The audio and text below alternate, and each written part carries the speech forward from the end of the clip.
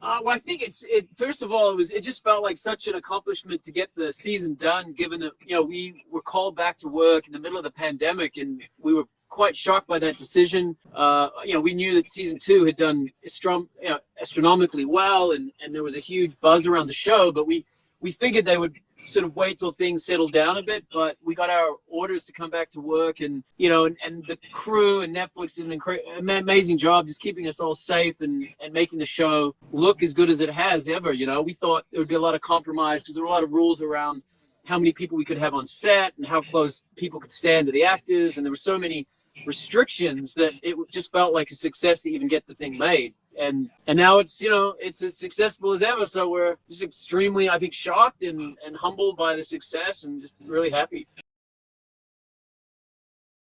I think what appealed to me, I liked the role. I thought when I read the role, I just felt it was something that I could do a decent job at. I understood the character, and it just felt very refreshing. I was unsure. I remember having multiple conversations with my management and my agents about the show, and my agent was actually the one that really understood it. She just said, look, this show will do so well. She just saw the potential for it, and I think what made it stand out from a lot of the program you see on TV now, there's a lot of very dark, edgy, everyone's pushing the envelope around, so how can we make the most shocking content, and whereas this was a bit of a throwback to more old-fashioned programming where it was very lighthearted, and the show is essentially about community. I know it's about love at its core. You've got this romance, and people are really invested in that, which is lovely, but in its entirety it's about this community, right? This group of people coming together to support one another, to overcome adversity, and everybody's dealing with something just like in real life, and it's obviously in a very beautiful setting, which doesn't hurt. I think people are really attracted to that. But I think we also got really fortunate that season two came out in the middle of the pandemic when people were really cut off from one another, and they really missed community. And I think people were able to assess what was important to them in life, and they realized, without daily contact with friends and family, that those were the things that people missed the most. And here was the show that was all about that. So I think the timing was just very fortunate. The producers approached me. I think they were during the thing. Alex had actually already been cast, and then they sent, I had a meeting with the producer, and they discussed the show, and I read the script, and and I had a few questions, but basically, they just made an offer to me, which was really, really nice, and they really felt that I was the right person for the part, and I actually, before I said yes, I went online and I looked at a bunch of Alex's, work that she had done, but also a lot of her interviews, because I just felt that the success of the show hinged on whether this relationship was going to be potent, right, and believable. And I was weary. I was like, oh man, imagine trying to make a show like this with someone that you just didn't have a rapport with. And when I saw her interviews, and I could tell instantly, I kind of stalked her a bit, and I went, I'm really going to get on with this girl. I could tell she was so down to earth, and she had a great sense of humor. Her acting was really solid, and so I think that was what was really fortunate, and I kind of knew that going into it, that her and I were going to work well together.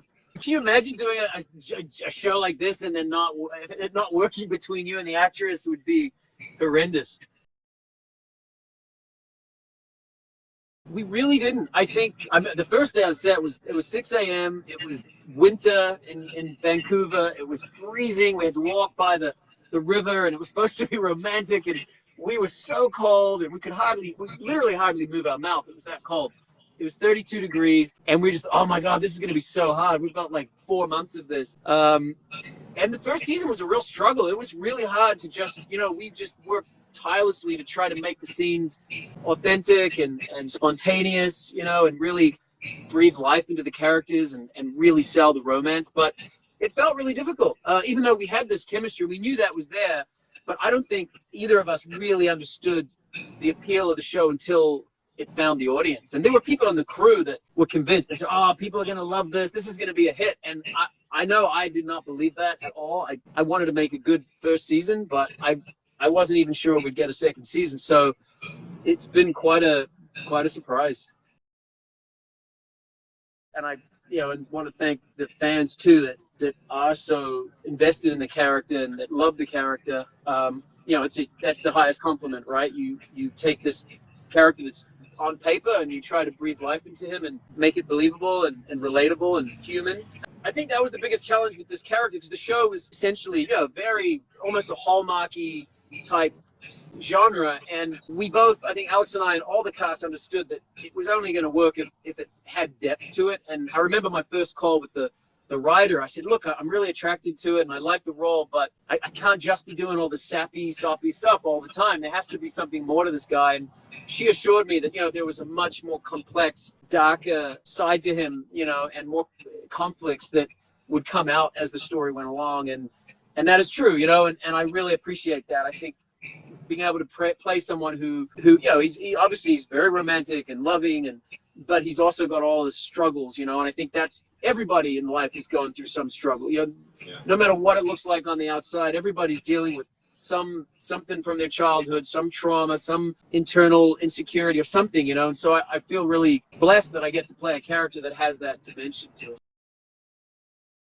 I think it's probably the stuff with Alex. I think it's those moments where we kind of create space for one another when we're doing a romantic scene or an emotional scene, and for me, it's sort of those moments where, because of the respect we have for one another, there's a degree of trust there where you can really allow. I try to allow Alex to sort of go into really vulnerable places and kind of really be there with her as an actor, but of course the character's there with her as well. And when those sort of things overlap, where it feels very personal, it's not just the characters, but the actors are really connecting emotionally, and holding space for people's vulnerability and compassion. I think those moments will probably stick with me the most, and that seems to be what the audience really respond to too with the characters. So at the beginning of the season, when they're first hashing out the storylines, the writers will call us and explain pretty much what the major points of each episode are and what the character is going to be doing through the season. And they're very collaborative. They want our feedback. They want to know what we respond to. And and sometimes we don't agree. There's certain things where we're like, oh, I don't think my character would do that. But there's a trade-off. They also have to create storylines that are exciting and sometimes shocking, right? That's part of the genre. And a lot of what's getting people hooked is these cliffhangers and these twists and unexpected things. And the shooting was obviously one of those, and they explained that was going to happen. But they took a while to tell me who did it, though. And I wasn't pressing them. I personally like not knowing sometimes, but of course I know now, and I'm not going to tell you. Well, I think they've put a lot of pressure on the character, right? You've got his house burning down, his ex is threatening to move away with his unborn children. Then his current girlfriend wants to have a child, and he's not sure he can meet those demands. And he's got financial situation going on with the bar, and his best buddy wants to be a partner. And so they've really sort of put him under so much pressure. And I think it's interesting to see, and I don't want to give too much away because, if we're lucky enough to get a season 4, I know that the writers are intentionally doing that to the character, because there's some other reveals, some stuff in the background that's going to come to the fore because of all of this pressure. And so hopefully, if we get more seasons, then you're going to see more of that. And it's just more of that complexity to the guy, and it'll bring into focus why he is the way he is, why he chose to be a Marine, what his deeper internal struggles are. And of course, the relationship with Mel becomes the cauldron of intimacy where that starts to get expressed, And so I think I'm really looking forward to that stuff really deepening. But I can't give too much away. Well, we all want to do one. To be honest, I think we're waiting for the official word, but I think it's gonna, obviously it's all based on the numbers. I think at the end of the day, Netflix will commit based on the viewership, and I haven't seen all of the data, but from what I've seen, it's looking very popular still, and maybe even built on last year's audience. So we're really hopeful that we'll be able to bring more seasons. I genuinely like her. I have so much respect for her and fondness. So I think a lot of that is just genuine. I speak for Alex. Hopefully she thinks the same about me. Either that or she's an amazing actress. But no, I we do have a real lovely mutual respect, and that was always there. So I think we were always very comfortable working with one another. And season one was all about them dancing around each other, right, and sort of trying to understand what this thing is. And there was a lot of hesitancy on her part. She's got the dead ex-husband, and she's there not wanting to open herself up. She's afraid of getting hurt. She didn't even think she would or could love again. And Jack's also, he's going out with Charmaine, but he's never really fell in love. So there was all this kind of internal road obstacles that the characters were facing in season one. So a lot of those scenes they were gingerly discovering their love for one another. And I think as the seasons have progressed and the relationship on screens progressed, we've also, as actors, I think, become even more comfortable with one another. So it's served to create really good on-screen romance. Well, I think we should definitely give credit to Robin Carr, who wrote the novels, because that's the source material. So I think it would be remiss to not really praise her for creating this entire world, right? And the characters. So, and the fact that the books were so popular did give us a bit of a head start, that there was definitely going to be a lot of people checking it out. But like you said so well, it's really difficult to have people who are already in love with literature to buy into the on-screen adaptation, because whatever you imagine in your mind of how the characters look or speak may be so different that sometimes that's quite offensive, right? Because it feels like you're rubbing out their fantasy about what it is. So yeah, we did feel pretty happy that we were able to bring that audience in and then build on it. But to answer your question about what it is, I think I think the show feels good. I think what a lot of people seem to talk about so favorably about the show is that it's like a big, warm, cozy blanket where you can just, for 45 minutes or however long each episode is, you can just immerse yourself in this world that it's very beautiful to look at. So I think that helps a lot.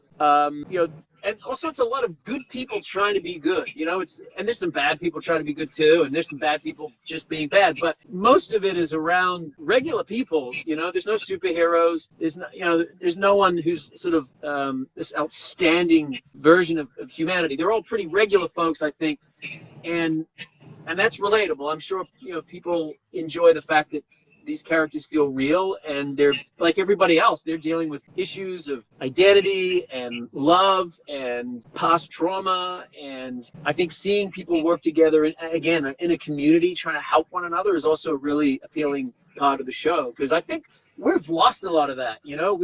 As society gets more sort of, fractured, and more people living in cities, the values that inform small communities get lost. Well, living in New York, I lived in New York for a while, and that can be the loneliest place on the planet, and yet you're surrounded by millions of people and incredible architecture and all these human feats. Yet, if you don't have real community, it doesn't matter how much success you have, how much money you have, and I think the show reminds people of those values. Yeah, I guess I am. Yeah, I guess I am. But no, I am. I believe in love. I think the value of love is, I would hate to live a life devoid of love and connection, and intimacy. I think that's where so much of magic comes from, is feeling close to other people. And obviously in a romantic relationship, you can become so close, not just physically or sexually, but, there's a emotional intimacy that I think connects you to someone. I don't know. I think that's part of the point of life, is connection. And so I really value romance in my life, for sure. It's funny because I did hear, and I can't remember if it was a writer or a producer, there was some mention of that last year, that had been bandied around, that maybe there might be something like that, but I haven't had any official comment from Netflix or anything like that. So that might be the producer's ambition or dream, maybe, to add something on, but certainly a show like this, that would work very well. No, we improv a bit. We do. Yeah, I wondered if people would pick up on that.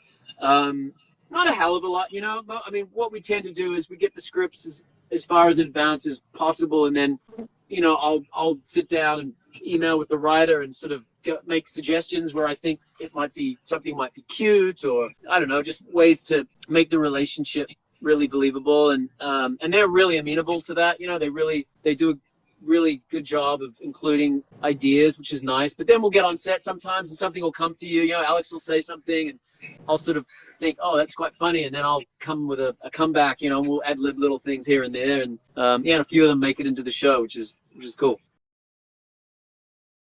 Yeah, because we'll muck around with the scenes quite a bit, you know, and I think Alex's style of acting, she really tries to keep it quite loose and spontaneous, and so she'll often like just try things, and you know, they don't always work, and so we'll sometimes we'll hit a wall with improving or whatever, but yeah, there's definitely a few flubs here and there, but for the most part, you know, by the time we arrive on set, we pretty know exactly what we're doing, and but yeah, there's at the end of each season they have a little blooper reel, which is pretty amusing. Maybe one day they'll release that.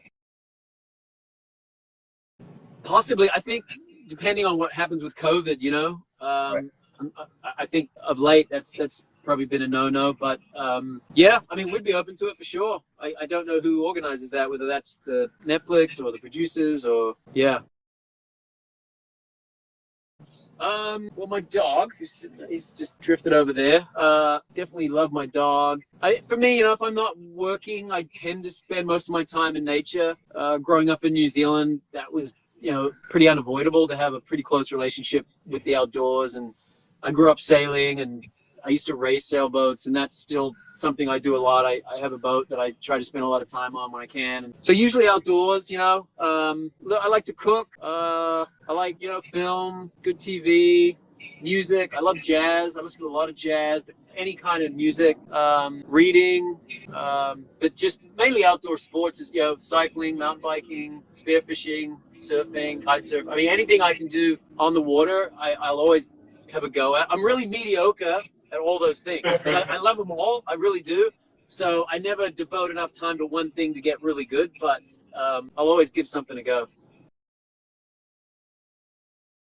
Yeah, you know, well, it's funny because everyone remembers that. I get asked more about that than any film or show I think I've ever done, which is a testament to, you know, what a huge icon Britney was and is, you know, and but what a lot of people don't realize, the whole point of that was I'd done a movie for Warner Brothers called Torque, which was a motorcycle. It was like Fast and the Furious on motorcycles. It's sort of kind of campy action movie. And when they were getting ready to release the movie, Joseph Kahn, who directed that movie, also does a lot of Britney's music videos, and he was doing Toxic. So someone came up with the idea, like, well, why don't we put our actor Martin in the Toxic video? And they did a behind the scenes, like an MTV making of the video thing, as a way to promote the movie. So my presence there was actually a very calculated, strategic PR move. But no one remembers the movie. People only remember the Toxic videos. Oh gosh, I just want to say thank you, you know, for the support. I think I speak for the whole cast and the crew, frankly, who work really, really hard to bring this thing to everybody. And the fact that people are so invested in it and so passionate, you know, it still surprises me a little bit because I thought I was just doing this little romance show, and so I'm a bit perplexed by it, but I'm just really grateful that, you know, people love what we do, and obviously as an actor, your whole point of your job is to find an audience. So I'm just sincerely really touched and humbled by how everybody's invested in it, and I just hope we can keep raising the bar and keep everybody entertained going forward.